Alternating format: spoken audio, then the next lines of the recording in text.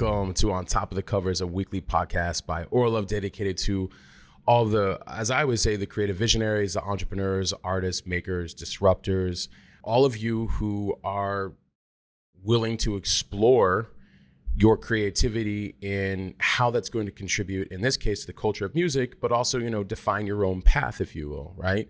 And that's why on this podcast, we feature a lot of inspirational stories of people contributing to the culture of music. More importantly, we're looking at how they do it creatively, artistically, personally, professionally, unconventionally, which is always my favorite way of looking at things. For those of you that are new, I'm Matt Gottesman. I'm your host and the director of the Orlove brands. You guys can reach out to me at Matt Gottesman on Instagram. I answer each and every single DM, text, reply, response for like the last decade. And people try me and they test me out on that. And I actually do follow through every single time, pretty much about 99%.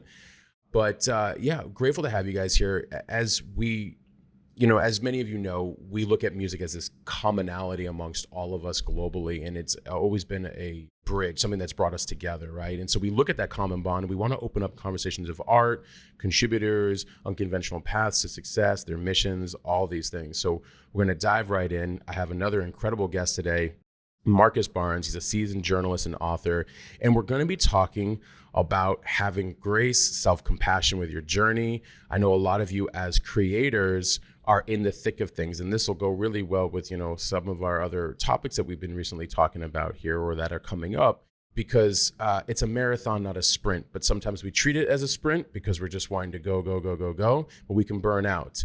And we have to have a relationship, an honest relationship, a respectful relationship with our art, with our work, with ourselves, with how we show up, because that art, that work, other people also rely on how we show up for ourselves because it pours out in everybody else. And so it's a journey, it's a marathon, it's not a sprint. And we're going to talk about taking time out, well-being, looking after yourself, developing self-compassion, how working on yourself does actually impact all others. Downtime can increase our creativity and reinvigorate our work. And wherever else we want to take the conversation, we can go in, as you guys now know, we can go in a multitude of different places. But real quick, as I mentioned, Marcus is a seasoned journalist and author, 2 decades of experience, and dedicated dance floor disciple. He's raved all over the world, written about it, 3 books under his belt and more in the pipeline. I like when I see 2+ decades of experience because that makes me feel, because we're all in that same interesting category, that late 90s, the mid to late 90s, and then this beautiful last 2 decades, right? He grew up a single parent family in Southeast London, spending his formative years on a council estate and becoming the first person in his family to go to university. And then 18 years since he graduated, Marcus has become one of the best known writers in his field with wide-ranging experience spanning journalism, copywriting, public speaking and hosting, radio, presenting, DJing, and consultancy. And recent employers include Sony, Fila, Troy Carter, Lady Gaga's ex-manager, The Guardian, Mixmag, resident advisor, and many more. So he's got some experience under his belt. Marcus, welcome. Thank you for being here. I really appreciate it. It sounds so impressive when you say it, and I'd never really think about it until I have to write it down for some appearance or other.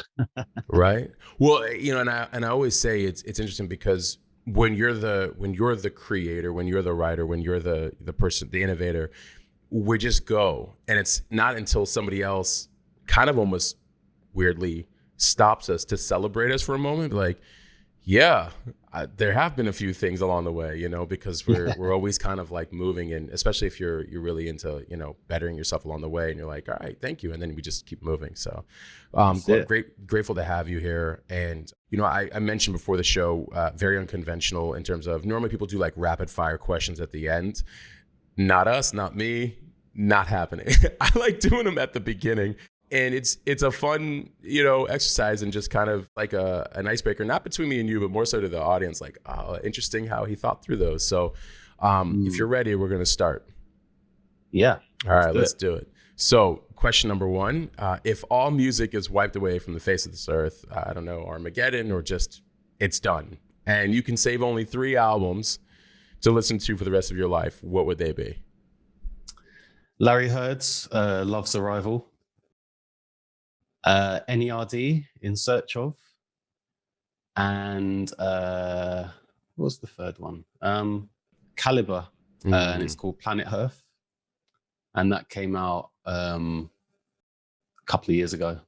I don't know if you need me to go into any detail, but they're 3 albums that I just play over and over and over and over and over and over again, and like never get tired of them. And they've soundtracked various like parts of my life, and I Exactly. can't even really connect them to like specifics, but they're just there as constants, and they just give me so much, like the full spectrum of emotion. Yeah, no, I like that you explain it. I like when people give the why, and that's a very common, the soundtrack to your life, or different parts or different moods depending on how you're feeling, and it covers the gamut. Question 2 sometimes relates to question 1.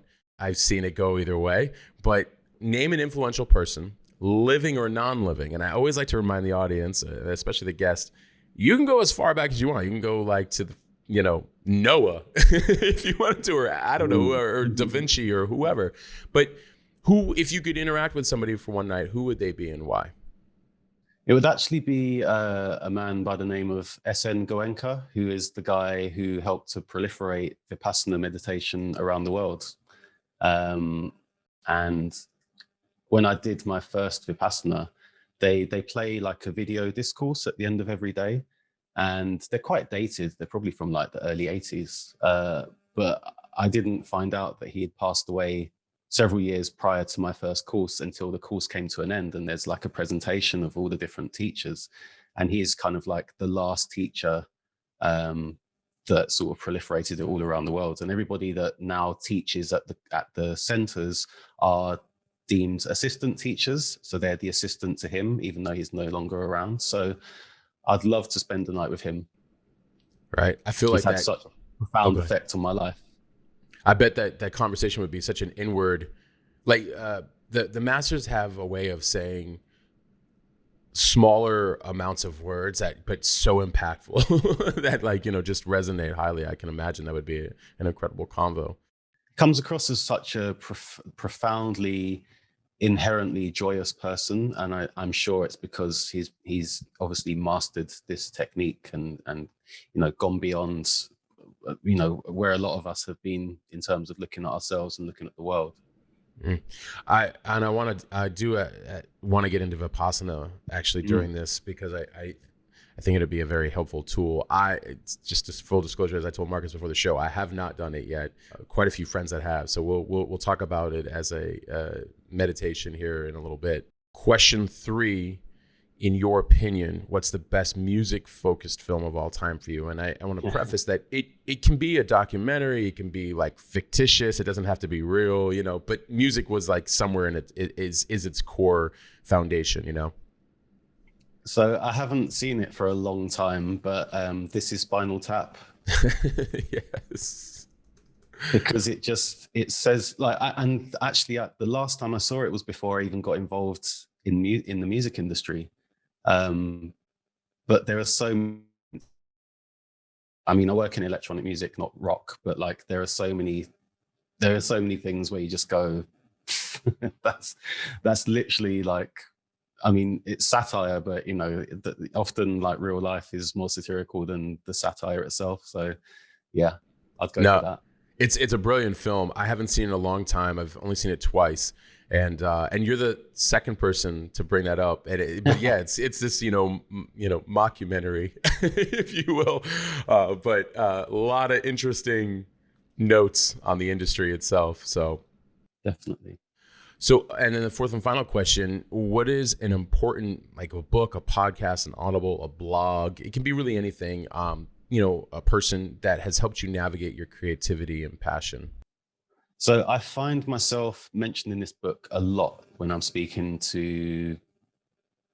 mostly to creatives, but to lots of different people from different walks of life. And it's the War of Art by Stephen Pressfield. Yes. I read it a few years ago, and yeah, it's just stuck with me, especially his idea of just doing the work, just putting yourself in the same place on a daily basis, so that inspiration comes and you become a conduit for inspiration. And I think that's like such a wonderful way to trigger the creative process, and to just put yourself in that place for creativity to just come. And that's I mean, that's pretty much what I do every day. I just come and just sit and just do the work, just put myself there. Yeah. I think you and Mikey Lyon have the same had the same answer, The War of Art, and it's one of my favorite books. Injecting yourself into the work and not getting too much in the head ever allows, you know, the next steps to be revealed, but also allows for the creativity to expand and constantly like keep tweaking and keep working on it. And that consistency, you know, builds resiliency. And it's, but you know, I love when people say like, well, how do you know what's going to happen? I'm like, I don't, you know? No, you just got to just be there. You just got to Yeah. be there, put yourself Yeah. there, and it'll come. Yeah, amazing. So, so I, you know, I mentioned before the show. For context, I'd love to give the audience a better background than the bio could ever provide. So, I would love for you to, you know, you can go as far back as you want, but how did we get, you know, to the current place that you're at and the things that you're doing? You know, would love to hear about the journey, and then from there, we're just going to kind of riff on a few of these amazing topics I mentioned previously. It's actually a bit of a cliche, and it kind of pains me to say it, but my mother played music to me when she was pregnant with me, and obviously I don't remember this, but I do remember from a very, very early age that there was always music playing. And at the time, my mom was heavily into reggae. Actually, my father was part of a sound system, a reggae sound system. He was a Rastafarian, and with his Rastafarian friends, they set up a sound system. They built like, you know, the speaker boxes themselves, and they traveled around the country spreading the words of Jah, which is the Rastafarian name for their god. And she met him when he was in London with his sound system.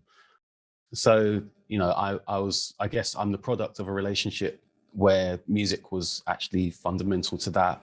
And then I then was immersed in music from basically before I was even born. So it's always been there. And actually, weirdly, like when I was a kid, I didn't really like reggae very much because my dad was never around and I kind of associated it with him. So I kind of rejected reggae quite a bit. I love it now, but at the time it wasn't really doing it for me for quite personal reasons, I guess.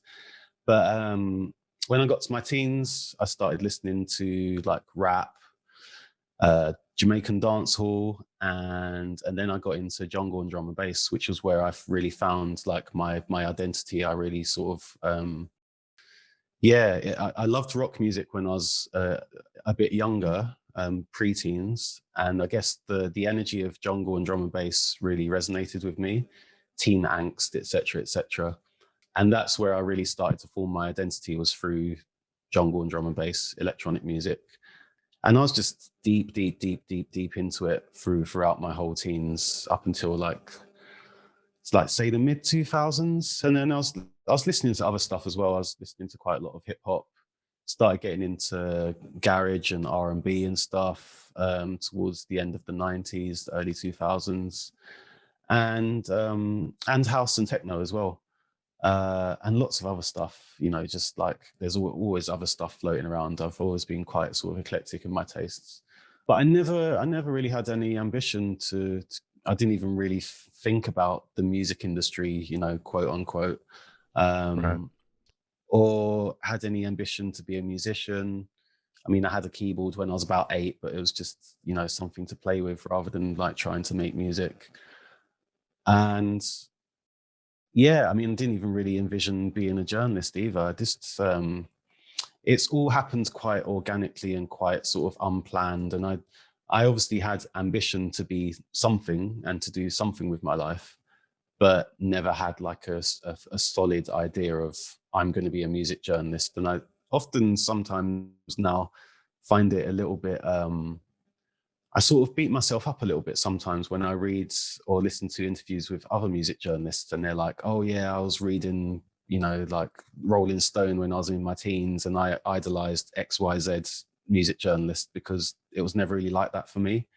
And, you know, everyone's got their own path, but there are times where I'm like, oh yeah, I was never into it. I mean, I don't even really, I probably shouldn't say this, but I don't really read much No. music journalism now, um, to be perfectly frank. I just kind of, yeah, in some respects, kind of operate in my own bubble to a certain degree. Um, So anyway, I went to university, and as you sort of read in my bio, I was the first one in my family to go to university. We're all kind of like working class, council estate, or in the US you'd call them projects, family, and like everyone from my generation is now successful in their own right. But back then, I mean, all of our parents were single parents and on the UK equivalent of welfare, which was called the dole back then and now is referred to as benefits. And yeah, I went to university, did really well at school, went to university, still didn't really have any idea what I wanted to do. So I chose quite a generic course, which was called Cultural and Media Studies. So there were elements of media in there, and there were a couple of modules that were focused on journalism. But again, I didn't choose those because I wasn't really necessarily concerned with choosing something that was vocational. I just wanted to enjoy my time at university, learn what I could learn, have fun on the side. Well, actually, I probably had more fun than I was spending I understand. on learning, to be honest with you. But yeah, it was a really fun time. And anyway, in my final year, one of my tutors sort of cornered me and said, "What are you going to do when you leave? Because you've got about 6 months now." And I was still kind of like, I don't really know. And he suggested journalism. And I had a friend who was working a men's magazine, a men's interest magazine, and he got me work experience. And it just kind of went from there, really. I did really well on the work experience placement. I was there for a couple of weeks, and I got given quite a high profile interview with a guy called Mekhi Phifer, who, he plays, he was in ER, but I think his most famous role is probably, I can't remember the name of the character, but it's the guy of Dreads in 8 Mile. And so I interviewed him. I wrote a piece about street gangs in the UK. And the editor was really impressed with me. So he said, when you finish university, you can come and freelance for us, which in a space of like 6 months, I went from not knowing what I wanted to do to then being offered a freelance position at what was like at the time was the 3rd best-selling men's magazine in the UK. So I went straight from university into this pretty decent job, getting paid quite a decent amount of money to write about lots of like really fun stuff, kind of like, lots of men's interest stuff. I was interviewing like models and stuff as well. It was actually like, as a 21-year-old, I was like, wow, and all of my friends were like, wow, you're literally living the dream. So I'd gone from like being at university and, barely able to like afford my dinner sometimes to going into like a decent paid job and going to lots of like glitzy parties in London and interviewing famous people. And I guess that kind of gave me the bug because, it's like, it was such a massive transition, but it also was something that I found it quite easy to write. I've always been adept at, I've always had a good grasp of English. I did really well in English when I was at school, and I'm well read. I've always read a lot of books, and it just came quite naturally to me to just be able to write and to do quite well at it. So that was that, really. But even then, I still didn't really give like much thought as to where I wanted to go with everything. I was just kind of going with the flow and enjoying it. I applied for a job in Manchester. I got it. So I moved up from London to Manchester and spent 3 years up there, where I was a features editor on a men's magazine, which, was obviously a bit more of a senior position. Then I moved on to the news desk because the magazine I was working on was owned by a newspaper. So I became a news reporter for a while. Then I got a job as a freelance TV reporter at the Sun newspaper, which is one of the UK's best-selling newspapers. I don't agree with their politics at all, but it was a good position. So I moved back to London. So I was to and fro in between the Daily Mail and the Sun for a while. And then I left. I basically, when I was at the Sun, I had an editor who recognized my passion for music and sort of nudged me in that direction. So I guess I just started to realize that, hey, I don't have to do something that's soul destroying. I I can use my talent to follow my passion, which is music. And if it hadn't have been for that editor, his name's Carl Stroud, and I'll give him a big shout out, I may not have ended up doing what I'm doing now, because he gave me the space and the freedom to explore music under the banner of the Sun, which allowed me access to a lot of artists who are, if I was an independent freelance, I may not have got access to.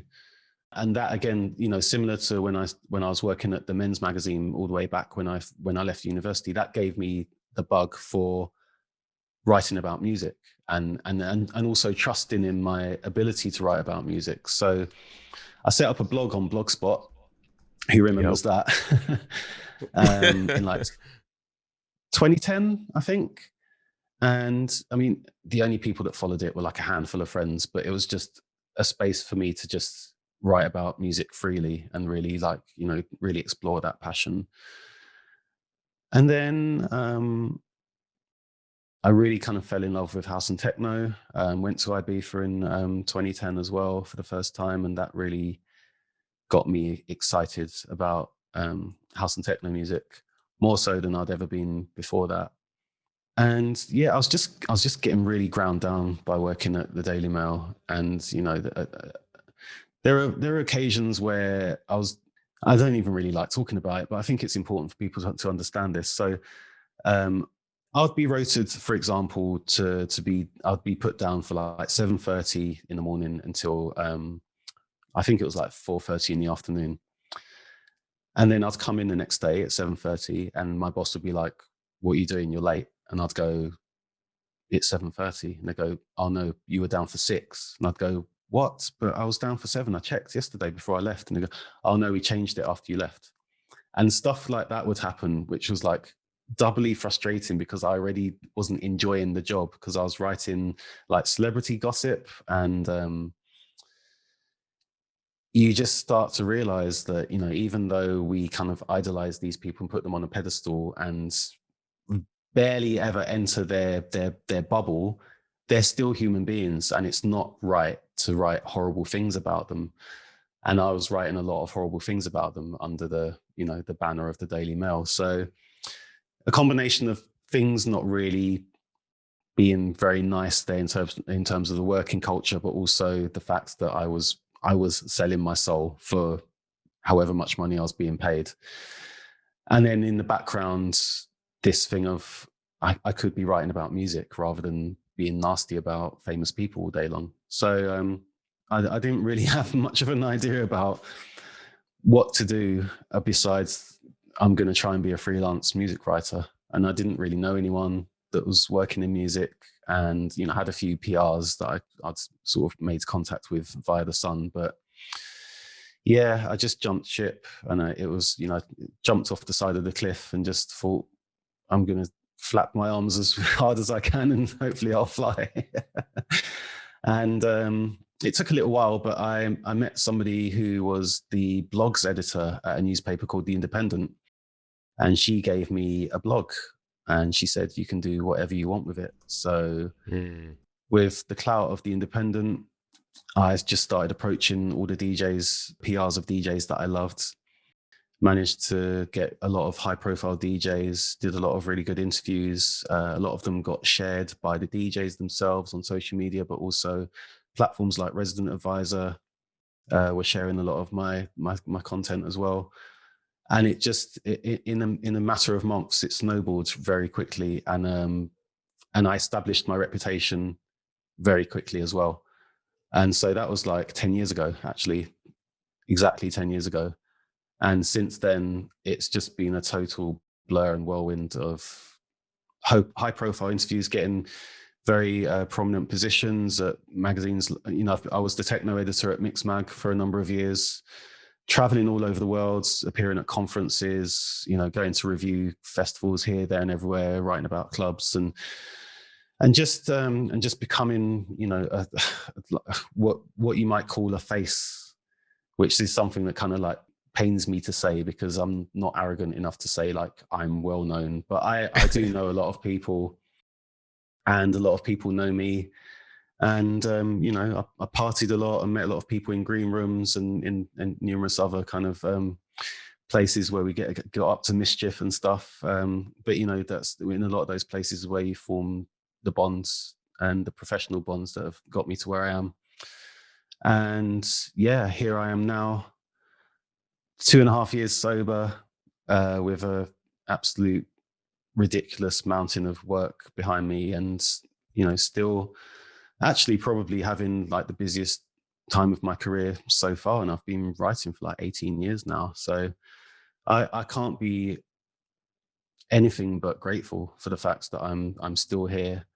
I'm 40 in a couple of months, and in terms of my career, everything is going absolutely fantastically, and I'm proud of myself for getting to this point, and I'm thankful to all the people that have helped me to get here, because if it wasn't for all of those people, and there's lots of people that I could name check, I definitely wouldn't be sat here talking to you, being You in the know, position I'm in and having the status that I do, which is I'm a very humble person, and it always I find it quite overwhelming sometimes when I go out to events or whatever, and I I know. just everyone actually after I had a child, the first time I went out after my daughter was born, when she was about 4 or 5 months, I went to there's a gallery over here in London, it's quite famous, called the Saatchi Gallery, and they had the rave exhibition, and I went to the opening. And I was with a mate, and I literally, like, every 30 seconds, like, I was bumping into somebody, and I actually had to go out and like catch my breath, because I was like, wow, this is really overwhelming, because I haven't been out for so long. But I love it. I do. I love social. I'm actually quite a lot of an introvert, but I do like to socialize and stuff as well. And obviously, like, in terms of, like, we all love a bit of validation, and it's quite nice sometimes when you go out and people accost you and like want to have a chat and stuff. So yeah, it's been a crazy journey. The term is social introvert. a Yeah. social introvert. It's incredible. I relate quite a bit to your story. Starting even, the college part degree was in international business, but cultural studies, liberal arts. I was not a writer, but I kept somehow, seemingly, I always end up in positions where I had to help big brands or big people, or in some of the things I was creating, or the startups that I was on or that I created, like, where I had to write the copy. How do we communicate to the general public? And behind the scenes, I wrote privately for 20 years, and I struggled with an identity of like, I'm not a writer, and people are like, you're a writer. I'm like, identity issues come out of that. And so I related a little bit of that. It wasn't until, and what I liked what you were saying also about when you felt like you were compromising yourself versus like writing what you really want to write about. I felt that too. I know in 2014, I was like, all right, we're going to have conversations that are being left out of media. I'm tired of the glamorization and glorification of success and startups and tech, not really tech, but like startups and entrepreneurship. We're going to have some real conversations. And I didn't really expect the world to talk back, but they did. And so you never know really where it's going to take you. But I like when you said the space to write freely. Your blog spot was like my Instagram in 2014. In 2014, not this is before I got blessed before the algorithm changes and all the influencers and the whatever's going on there. And then, also, I love that you said you still didn't necessarily know what you wanted to do, but you weren't also going to just conform either. It was like, okay, I'll figure it out. And obviously hindsight's 2020, but you did still move in a way that allowed, yourself to kind of figure that out, have the identity start to mold and shape itself over time. And the other thing I was going to tell you is that when you said, you're turning 40 and you're really grateful, the cool thing is you got to experience the more, what I think is more of the natural progression, where it's like, you're constantly dealing with things as they're happening. And there's this, the longer something takes, the longer it also sustains over a period of time. And, I'm sure you've seen people throughout your time, as have I, where they go shoo, and then shoo, like so fast, sometimes later on in life, versus that laying the brick. So it's like such a natural progression of experiences, And I felt like when I was listening to your story, I can see how that was just kind of happening at every next step. And, and that was cool when you were aligned with some of these bigger names that allow you to, express yourself, but with the cloud of them being a bigger name, because it does allow you to, Yeah. walk into places, right? You're like, oh, you're Yeah. with so-and-so. You're like, yeah, but does that really matter? Just lots of respect to your journey. That's why I was taking a lot of notes here. But the part where you're saying like, they're just people and, being around all these people, I found that what's really interesting is, first of all, everybody is just a human being is a soul having a human experience. And most of them are aching. They're aching for very real conversations that ground them, and just to feel like, hey, like in a lot of ways, like seen, felt, and heard, even though they may be physically or publicly visible to like millions of people. They just want to connect, man. That's it, man. That's right? it. Yeah. I just, like most days, we kind of got handed like a bunch of like paparazzi pictures, and then basically was like spoon fed like a headline, which 9 times out of 10 wasn't very pleasant.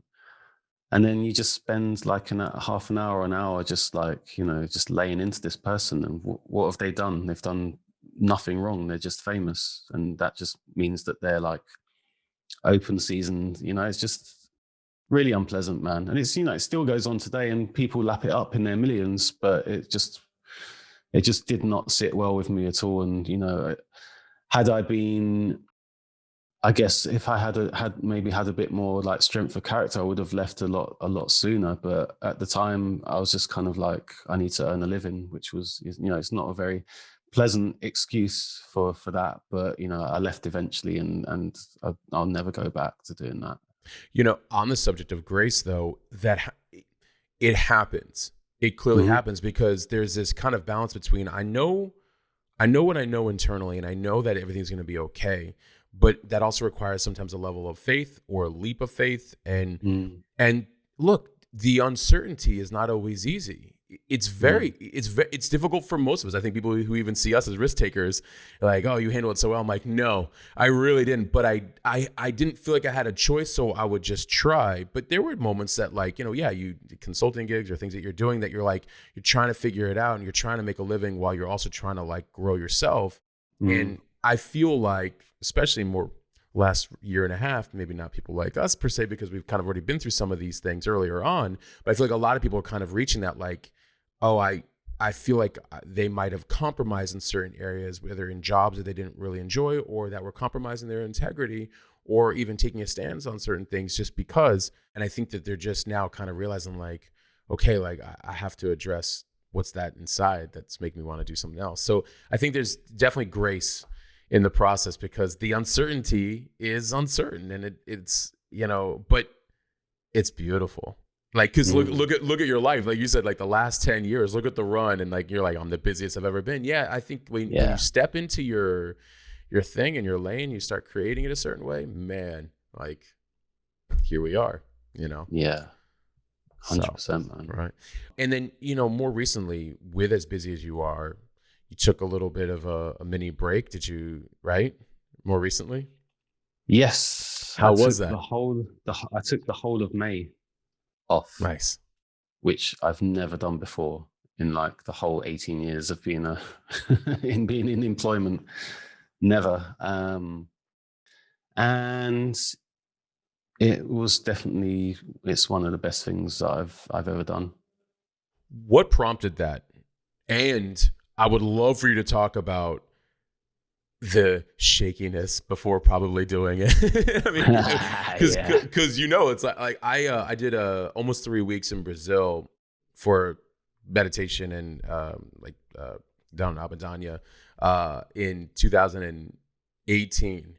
And it was I still have my laptop with me though, but to be out of environment and really be highly meditative every single day was so therapeutic. But yeah, there's a little bit of that nervousness of like, can I do this right now? Can I do this? Is this going to be okay? So I would love for you to walk through what prompted it, how you felt going into it, and then what you were like reflecting on during it. So as it has been for many people all over the world, it's been a difficult year and a half. And even prior to that, after the arrival of my daughter, I was struggling quite a bit. And yeah, when we went into the first lockdown, it has quite a significant impact on my mental well-being. I felt trapped by basically having a child and feeling like I'd lost my freedom. And I also felt trapped externally by all the rules and regulations that have been put on us by the government through the lockdown. And I worked through it. And there was this quite a big moment where when we went into lockdown and all the live side of music got shut down, I was like, whoa, what the hell am I going to do? I immediately anticipated that lack of events means like event promoters and organizers won't be buying ad space from all the people that I work for. That means that there's a trickle down effect, which means that there won't be budget for people like myself for them to pay us to do any work. So I thought, shit, what am I going to do? So I just started pitching around. I joined a few newsletters that posted up lots of different like jobs, and there were loads and loads of jobs going around, and there still are now. And it's actually like very sort of encouraging to see that there were lots of people still putting posts up on Twitter saying that they needed a copywriter or they needed someone for this or that. So that gave me hope, and I applied for loads and loads of different things, and some things I got, some things I didn't. But I think the defining moment for me was when I pitched to The Guardian, which again is like quite a well-known newspaper here in the UK and I guess globally. Pitched the idea of writing a piece on the effects of the pandemic on Ibiza, the Ibiza season. And I used all my industry contacts to get a great sort of lineup of different contributors. And it was my first big piece for The Guardian. And I very, very, very rarely do this. In fact, I can't remember the last time I ever did this, but I pulled pretty much like an all-nighter to get it done. I stayed up till like 5 a.m. because I was so like, oh my God, it's The Guardian and I've got to get this perfect. And I've spoken to like 15 different people and what's the right quote to put in there and what's the wrong one and shall I take this out, and just like refining and refining and refining and just overthinking it. And anyway, in the end, sent it over and it went through a couple of edits with the music editor at The Guardian, Ben. And then it got published, and I mean, they really liked it and it did really well. They actually included it. They've created this on Medium. They've created this like pitch-in guides for any music writers that potentially want to send a pitch over to Ben and Laura. And Laura's the deputy editor. And they included my Ibiza piece as an example of great reporting. So that kind of I guess that amplified my name, and I think I got a lot of work off the back of that, as well as posting quite regularly on Instagram stuff that I was doing. And from there, it went on to other pieces for The Guardian and some bigger pieces for Mixmag, et cetera, et cetera. And the reason why I'm saying this is because from about March 2020 up to now, and as I said before, it's been the busiest time of my career. And I've done a lot of like very sort of emotionally labor intensive pieces, stuff to do with like BLM. I did a big piece for The Guardian speaking about the effects of the Beirut explosion on the club scene in Beirut. And, everybody that I spoke to for that piece, they'd basically lost all hope. And it was a very, very like emotionally labor intensive piece to research and then to write.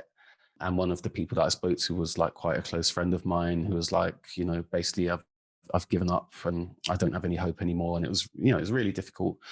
I mean, like not to like center myself because obviously it's way more difficult for them, but it was like, difficult for them to, and anyway, all of these things have just gradually like taken it out of me. And I've been looking after myself, I'm very sort of well-being focused, but it takes a lot out of you. And especially a lot of the stuff I've been doing a lot of interviews, and I pride myself on my interview technique. I think I'm a very good interviewer, but that takes a lot of energy because listening and actually hearing what people are saying, not just like, you know yourself because you do it. And doing it on Zoom, I've spoken to a few people about this. Doing it on Zoom takes more out of you because you're not actually getting the physical energy back. And that might Yes. sound a bit woo-woo, No, it's so but true. it's yeah, like when you're getting the social cues and you're interacting with a person in the flesh, Yeah. I often come away from an interview energized, whereas on Yes. Zoom, you come away and you're like, oh wow, I've given out so much, but I haven't got anything back. So it all kind of culminated in. It got to this point where I was doing a piece for Pioneer, who's like one of the world's sort of most famous DJ equipment Mm-hmm. manufacturers. They've got a blog, and I was doing a piece on the Afro house scene in the UK. I interviewed about 12 people, and I got to about the eighth or the ninth interview, and I just, my heart wasn't really in it. Like I did a good job, but I could just kind of like, I could just feel like, I felt like I was kind of like I fading away, or my energy Mm-hmm. wasn't quite as it normally is. And I just started thinking, wow, I think I'm pretty exhausted here, and I need to acknowledge this. And on top of that, since lockdown, I've had a lot of personal stuff going on as well, like a lot of not COVID related knocks, which a lot of other people have been through too. Had to leave London because we'd lost our flat. We had to move in with my partner's mum, and it's just really like challenging stuff. So yeah, there was a lot of stuff was sort of getting on top of me, and I was just starting to feel a bit strung out, really. And I just thought to myself, do you know what? Things are going really good at the moment, and I don't know. I mean, there's always uncertainty when you're a freelancer, but I was like, right, I think it's time to hit the pause button here, so that I can go away, recuperate, and come back rejuvenated and give all the energy that I usually give to my interviews and to my job itself, and to everything that's going on personally speaking as well. So yes, you're correct. I was very, very scared, very, very scared about doing it. And I was just honest with people though. I just said, look, I'm going away. I had a lot of personal stuff going on. And also, my heart hasn't been in my work. So I've got a few regular clients, people that I work for on a regular basis, who I said, look, I'm going away for a month. And there was the kind of like the scramble of, right, oh, before you go, can you do this? And before you go, can you do that? And I actually worked on something when I was on the train down to go to the meditation center. So yeah, so the reason why we mentioned Vipassana is I went to go and volunteer as a server at a Vipassana meditation center, which I've been to on several occasions to sit courses.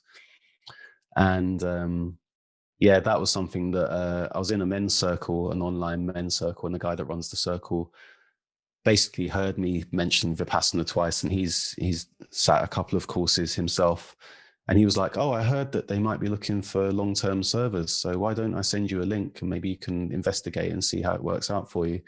And they were like, yep, we've got spaces if you want to come down. So I've been there so many times before, and I know that it's a really lovely location. It's in the countryside, and everything that I was yearning for, space and time to myself, time to meditate, because I'd completely neglected the practice, being in the countryside, manual labor, because while you're serving, you're doing manual work. So I was doing a lot of cleaning and working in the kitchen and interacting with other meditators, which is always such a pleasure. It's so enriching, because everyone's just got this grounded, centered way of being. So yeah, so I ended up going there for a month, and I really had like such a transformative time. And I now am meditating morning and night as prescribed by the Vipassana teachers. I really felt like I got back to myself. It was actually really lovely just socializing with people, because I haven't really done very much of that for like a year and a half. And yeah, just all of the things on my checklist were like ticked off numerous times. And I've come back, and I'm very fortunate, that I've come back and I've stepped back into lots of great projects, a couple of which were confirmed before I went away. And it really did a lot coming back to work has done a lot to kind of make me sort of go, okay, it's all right to take your foot off the pedal and go away for a bit, and the world's not going to end while you're gone. And when you come back, luckily for me, because of the reputation and the contacts that I have, I've come back to lots of great work. So I really can't speak highly enough of taking time out. And I kind of wish that I did it a lot earlier, or that I Right. was doing it on a more regular basis, I'm First time in 18 years. That's pretty crazy, really. I've been on holidays, but, right. never just gone away. And and similar to you, actually, going to Brazil, I did have my laptop with me. Right. But I didn't do any work while I was gone. But I did check in like once in Right. a while, just to, and I missed out on a couple of commissions, but hey, I was in such a good place. I was just like, it's all good. You bring up so many really great points that I also really heavily relate to. The ability to communicate with everybody before, hey, you know what, like, I want to respect you. I'm having a moment, like, my heart's not in it, my energy's not there. So I need to go recuperate. And in a lot of ways, you want me to recuperate because I want to do good work for you. I love what I do, but I don't want to disrespect what I do and fall out of love with it. I actually want to fall more in love with me to be able to actually harness my work at a newer level, at a rejuvenated level. And so Mm. the people get the benefit of that. Right. And, it's an interesting, it's funny. I get to the point where, people are like, you need to leave. I'm like, yeah, I know. But like, it's, when you were saying the first time in 18 years, I remember the first time I really did like a couple of those trips. I now realize like why people do it like once a year, or, the importance of having that space and time. And I like that you were also putting yourself of service during that time, connecting with the people and doing something just away from your work to Mm. appreciate your existence in this world, as well as the work that you're away from, right? Like Yeah. Yeah. a lot of emotional and spiritual talk about, like, like, even, I mean, it's on a tangent, but like, I mean, even Esther Perel wrote in Made in Captivity Mhm. about autonomy and togetherness. And autonomy, like, you're always, if you merge too much, in this case she was talking about partnership, but in anything though, she also relates, if you merge too much in anything, you can lose yourself, and Yes. you have to pull yourself out of it and constantly ground in yourself so you can respect the very things that you love the most. And Mhm. but yeah, it can be really tough, to leave it at times, but so vitally important. So I love that you're saying like, hey, I gotta go. And like, well, first of all, I highly relate to the part about the podcasting and the interviews and things like that. I mean, so mine are very present conversations, right? And Mhm. I'll do anywhere between 3, 4, and 5 podcasts a week. Wow. Okay. Yes, sir. Two to three every Friday. One or like two, like I did today. And I will say, because the conversations are like really relatable, you Mhm. guys are also in a lot of times a lifeline, because I'm like, this feels really great. But being present in really great energy, though, when it's almost like a high, and then when it's, Yes. whether in person or through Zoom, if you're really relating, so afternoon hits, forget it. Yeah. Like, I'll just be like, this afternoon, I'm done. After a meeting or two, I'm done. Yeah, man. Friday is like, forget it. Mhm. And I'll ride a high for a little while because the connection is great, but being present and having, it is an energy exchange, and it does. It's like, and you're giving out a lot of energy, and people don't realize, especially like in whether you're doing your interviews, or you're interviewing, or you're being interviewed, you're writing, you're communicating. All of that is like Mhm. expressed emotion and ideologies and thoughts and everything, and energy coming out.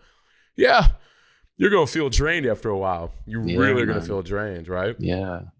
It's mad. It's like, I would love to have, like, I don't know how they would even do it, but I'd love to have somebody sort of like measure my brain, or like see how the brain is like actually operating, like during an interview, or even more so when I'm moderating like panels at conferences and stuff, because I'm listening to the person, but my brain's like thinking of the next question, or like hearing, like there's all this stuff going on at once. It's like there's like your brain's multitasking, but you're just sat there, and like people can't even really like see what's going on. But there's times where like I ask a question and the person responds with like a couple of words, and it throws me because I'm like, oh, I was expecting like quite a sort of lengthy answer there, but somehow I just go, so, and then like similar to like the way Pressfield talks about it in The War of Art, like inspiration comes and a question comes out of my mouth. But the energy of that, all of that stuff that's going on in your mind all at the same time, or even if you're just interviewing someone one-to-one like we are, like you just, there's so much going on. There's so much going on. And it's, yeah, you're right, man. Like there's definitely a high and then there's definitely a slump. Right? Yeah. Oh, yeah. And you know when it hits too. You know when it Definitely. hits. I like that you raised a really good point inadvertently, which is one of the things I want to talk about. Signs to look for when we need to take a break, especially if we love what we do, or we're very detailed oriented, or we're very driven and passionate and follow through oriented. It's hard to step away. It can be hard to step away, but there are signs. And I like that. You were able to, that self-awareness of, okay, I'm dealing with some things here. There's some things going on. Are there usually things that you either look for or ways that you check in and you go, okay, I've seen this before, or interesting, like I'm going to take note of that, and why am I feeling this way? Like, what are there things that come up? Are there signs that, are some really good keys for you that, that once you see them, you're like, okay, I got it. I know what I need to do. Or is it just natural? That's a really good question. You know? So since my daughter arrived, I've been for therapy like twice with my local authority, and then I've also had like over the last like less than a year, but more than 6 months, like between 6 to 12 months, I've been speaking to a counselor as well. And what got me to each of those was getting to a point where I was like, I guess kind of like spiraling a bit and not really sort of, I don't even know if control's the right word, but just sort of losing myself a bit and being stuck in a bit of a negative thought cycle, and sort of closed, and I guess it's a bit of a wishy-washy to this way to describe it, but just not myself. Right. Just a few quite deep shades of gray, and just not able to kind of be very positive, and even though still functioning, still getting my job done and everything, Of course. but just not the person that I kind of pride myself on being. So I definitely, I guess that's like a key indicator for me is, wow, like you're not being yourself. You're the opposite of the person that most people know you as. And that's not to say that that's bad or wrong, Not at because all. we all have many different sides to ourselves.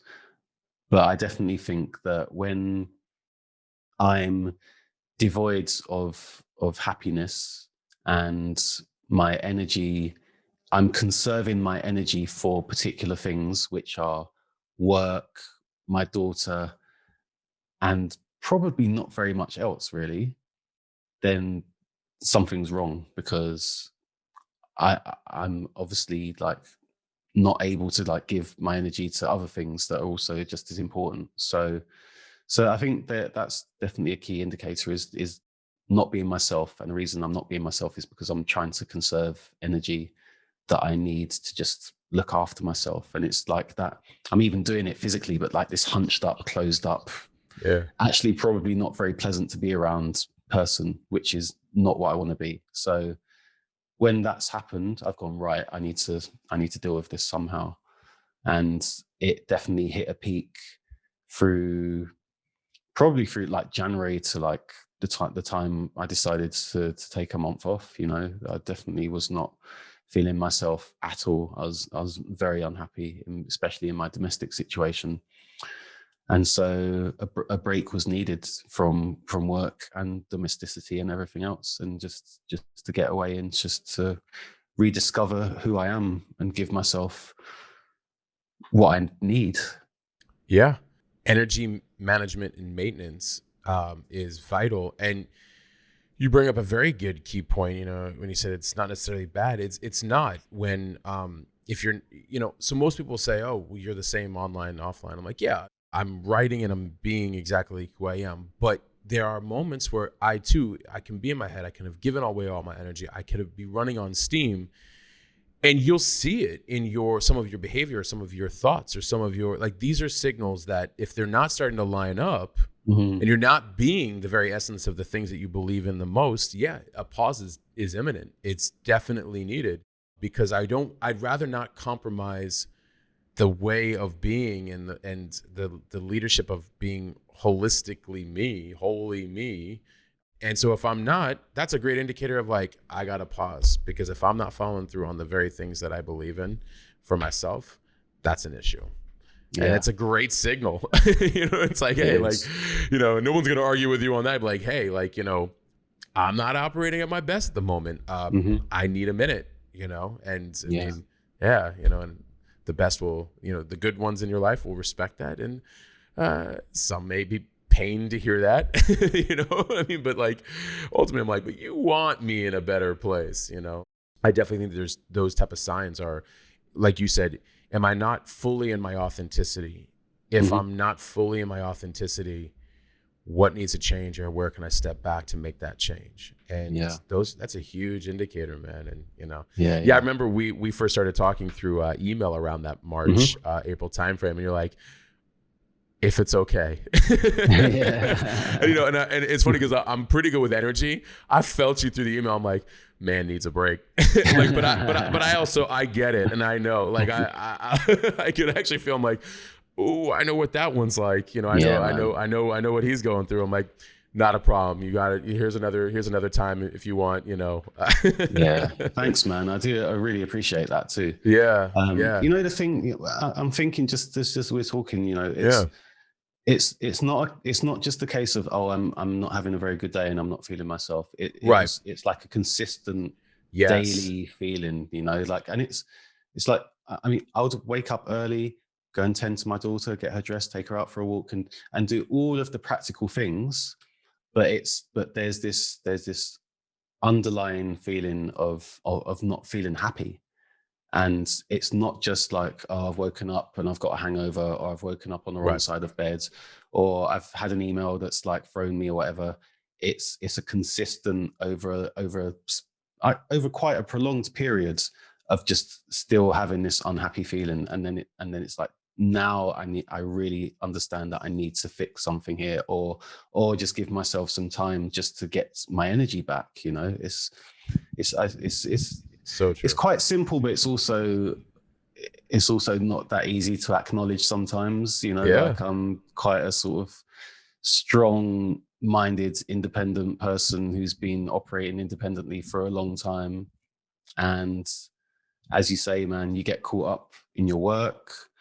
I love my work. It's very difficult to just prize yourself away.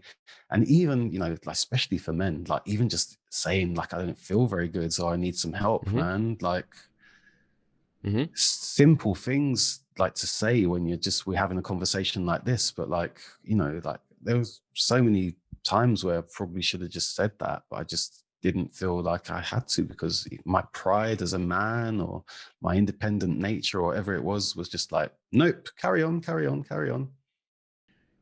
One of the realest things I ever learned was that it actually takes more strength.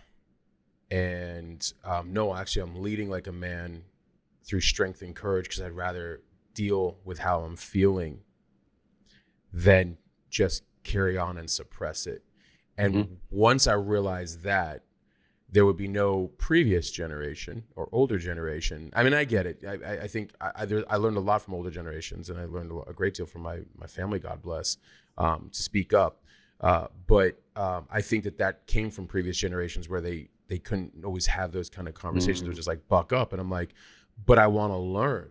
I want to learn like what I don't know and why I'm feeling this certain way. And like, and I also tell people, I'm like, vulnerability can be a superpower, because it's like, if you don't know something and you're trying to learn it, you have to ask.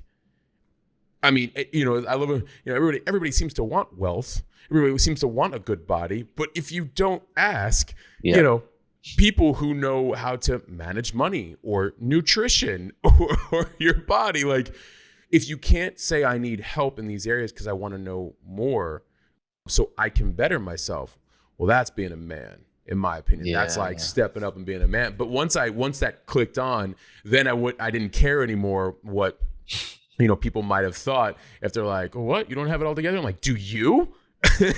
Does anybody have it all together? I was like, you need to get that mask like out of my face right now. Like, don't even. Like, I'm watching you online. You'll be calling me in about 6 months and be like, hey, I and they do, by the way. So I think you bring up a really great point of like getting over that, the pride, the ego, the lower chakras, if you will. And get into the heart is, and I bring this up often, the heart is actually strength. A lot of people think, oh, like, no, I don't want my heart to get hurt. I don't want this. I'm like, that's your ego. That's a lower frequency. It's a lower vibe. Like the heart is actually very direct and honest. It's like, hey, I'm feeling this.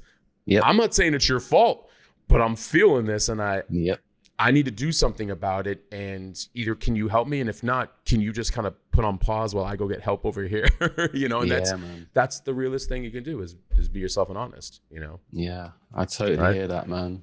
Yeah. Like I sort of mentioned earlier that I've been attending these fortnightly men's circles, which we do on Zoom, and they're so helpful because, every man that attends, we talk about various things, and by the end of it, there's usually between like five or six of us, and everybody's like, wow, I'm so thankful for this because it makes me feel like I'm not alone in. Yeah. And you may not be necessarily going through exactly the same things, but there is a lot of commonality in the things that people talk about. And it just makes you go, okay, like, it doesn't mean that I'm not going through anything, but it kind of makes me feel a bit better about it because at least I'm not the only one.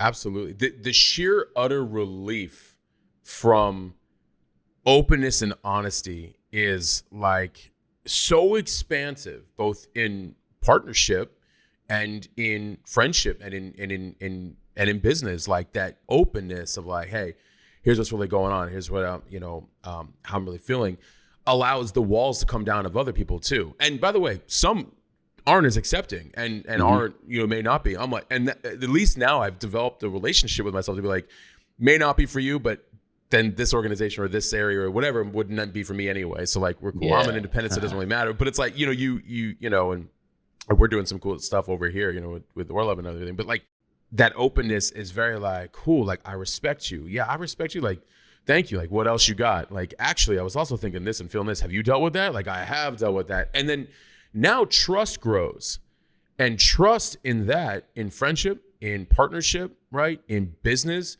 because you they're being real, and they're willing to deal with it.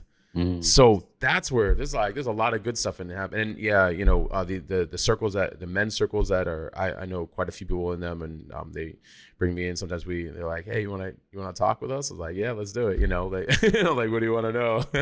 How far down the spiritual realm do you really want to go? Like, you really want to go astral, like cosmic being? Like, where are we at exactly?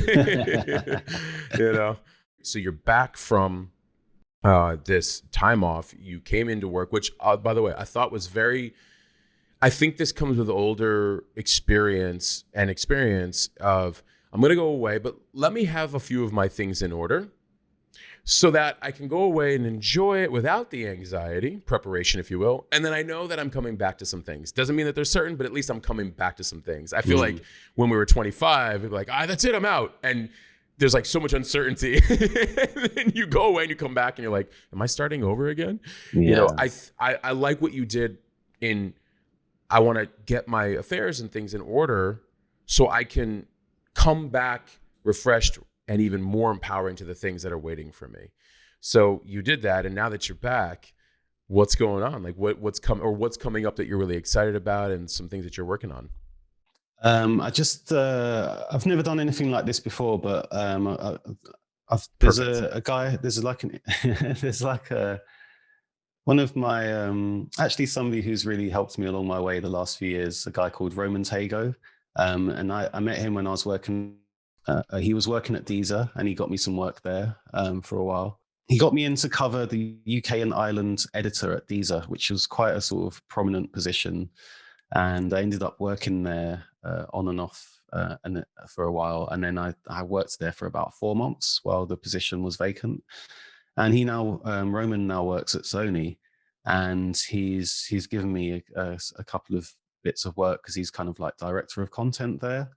And I did quite research project for them for Black History Month in the UK, which is coming up in October. And he just, I think it was just about a week before I came back, um, gave me a job, which was to basically do a load of research and create pretty much like a storyboard for like a mini video sort of documentary thing that they're making. There's a lot of these like how XYZ artist made XYZ tune things going around, and Sony are making a few of these, I believe. I did one for Roger Sanchez, Another Chance, which was well, it still is a massive tune that came out 20 years ago. And so I created like a bit of a storyboard for it, and then I wrote a load of questions for Roger and the guy who directed the video for the song as well. That's all going to be used to create a video. So at the end of it, I will have a video that I can sort of show people as part of my portfolio. But it also gave me an opportunity to get involved in a side of the industry, or some work that I haven't really experienced before.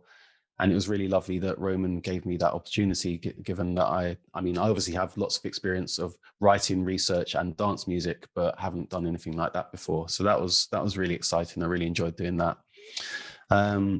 There's a management company here in the UK called Frame Artists, and they look after people like Chase and Status, Eats Everything, Patrick Topping, and a number of other high-profile electronic music artists.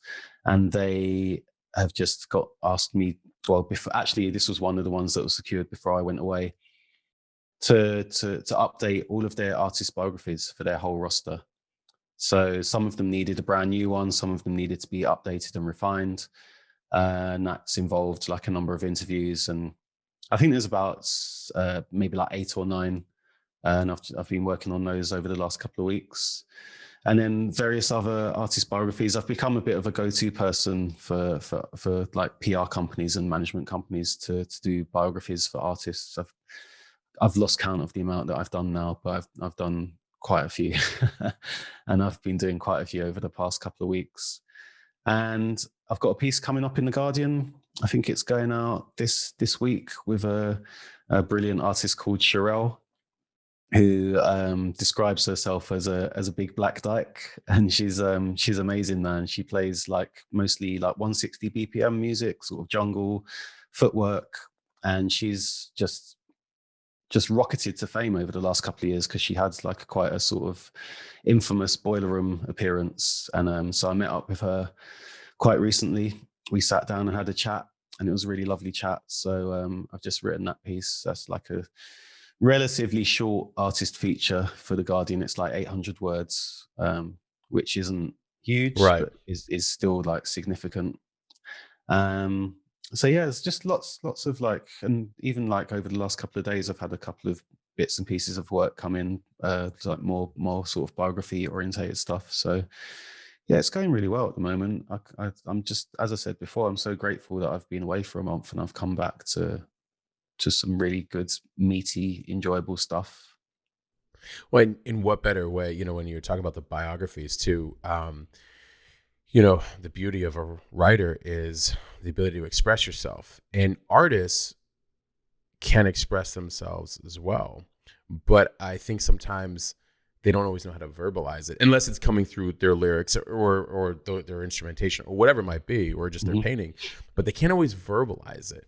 No. So it's interesting when you pair a writer up as a biographer or writing the biography with the person, or and understanding who they are and bringing their life to it's bringing their story to life. It's so different that you go, wow, like somebody says the intro and you're like, did I do all that? You're like, yeah, you did quite a bit. Your existence did quite a bit. I mean, your soul came here with some pretty significant meaning. Yeah, man. So, so that's really cool.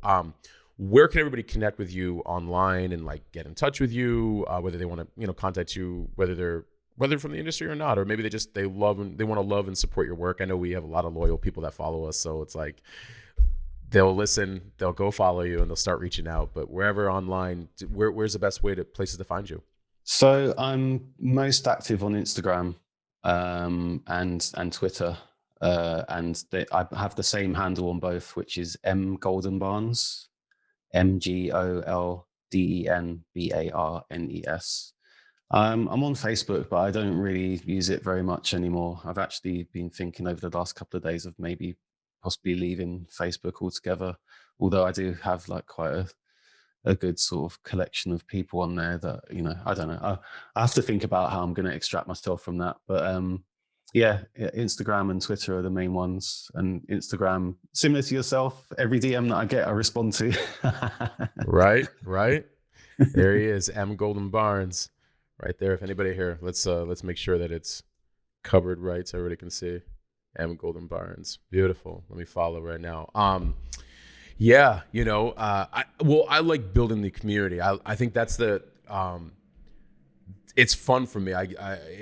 People feel like safe, like, hey, thank you. Or like, thank you. It goes both ways. Like, yeah, man. I'm going through it too. Like, thank you. Like, we're here, we're in it. Let's you keep the bond going. So there's a woman I can't remember when she started following me, but within the last year, and one of the things that I really enjoy, and this is part of my like enjoying validation thing, is when people comment on my posts on Instagram. Like it's nice to get likes, I'm not going to pretend that it's not nice, but I do love it when people actually take the time to like write a comment.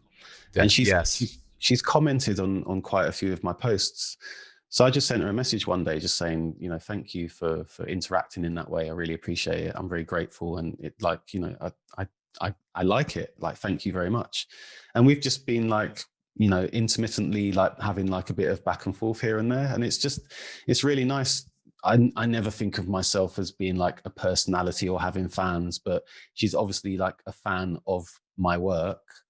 And it's just nice just to be able to just interact with somebody that I've never met before. Yeah. Maybe I'll never meet her. I don't know. But like, it's just this like nice thing just to have this like ongoing interaction with somebody and just getting to know someone that if it wasn't for me posting my work on Instagram, I might never have met. And it's happened with a couple of other people too. And it's just a really nice thing. It's just like, like, I think sometimes it's easy to forget that there are lots and lots of lovely people in the world, and actually the majority of the world is lovely people, but we get bombarded with so much negative propaganda from the news that we kind of forget that sometimes. So yeah. Well, and because, we've seen firsthand things with the news, right, in the media, but you bring up such a great point though. And I think that's the part that people miss. So I always get it. It's always funny when brands talk to me about like, like, well, in the marketing and what about this and what about in the numbers, this, and I'm like, yeah, just talk to the people. And they're like, well, but what about this and what about that? I'm like, just talk to the people. Like, talk to the people, interact with them. Like, that's the beauty of social networking, media. Like, talk to each other. And you're right. You meet so many incredible people online. Some have become great friends. Some have been, you get into great conversations. Some have become, you turn into business, like whatever it might be. And you bring up a great point of like reaching out and say, hey, I just want to say thank you, and I tell this story a couple of times, but I think it's warranted. I remember there was a guy from India that reached out to me. And he said, hey, I just want to thank you for your content and all this other stuff. And I responded immediately. And he said, thank you, but I don't understand why you're responding to me. And that really, really hit me hard. I was like, what do you mean? And he goes, well, like, I'm not really, anybody. And I'm like, you're absolutely somebody. I was like, what are you talking about? I'm like, and then I voice text him. I love using the voice text on the DM. By the way. And I said to him, like, let me tell you something. I was like, putting out work, you're interacting with my work. There's a bond here. You're a person, I'm a person. I'm a soul, you're a soul. I'm like, you're taking the time to respectfully tell me how you feel about my work. I respectfully take the time to say thank you back and interact with you and say that means a lot.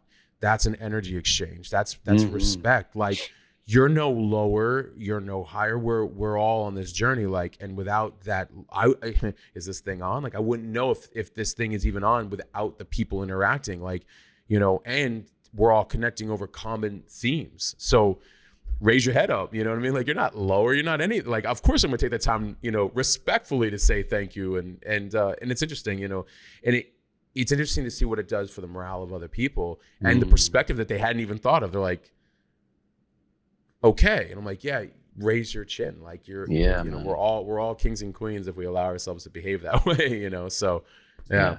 But so anyways, man.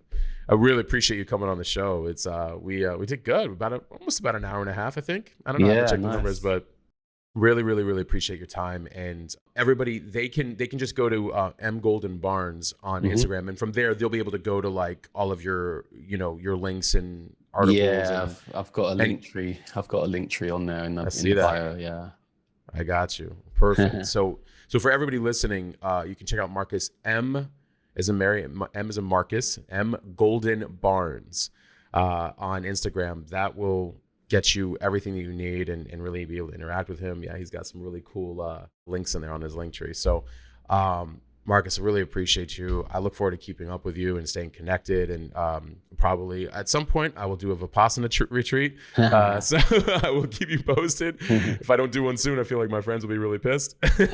So that'll be a 2021, 2022 goal, period, end of story. So I'll nice, man. Nice. Oof. And I always follow through. So I appreciate you. And for, you know, everybody listening, thank you guys all for tuning into On Top of the Covers. It's really great. You know, it's evolving and it's constantly growing. It means a lot to our movement and to, you know, the culture of music. A lot of the people really kind of that are carving their past and making their own way and doing it unapologetically in a lot of ways, which we love. And, you know, thank you also guys for giving us feedback. You can follow us along on all major platforms at We Are Orlove and myself at Matt Gottesman. Please feel free to reach out. We'll chat. Also, if you're listening to this on Apple, Spotify, Google Play, iHeart, 20 other platforms, you can also watch this. You can actually watch us interact. You can also, you know, leave comments on YouTube, on the Orlove YouTube channel.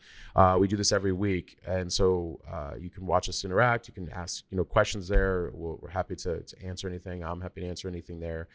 Just really appreciate each and every one of you. And we're out.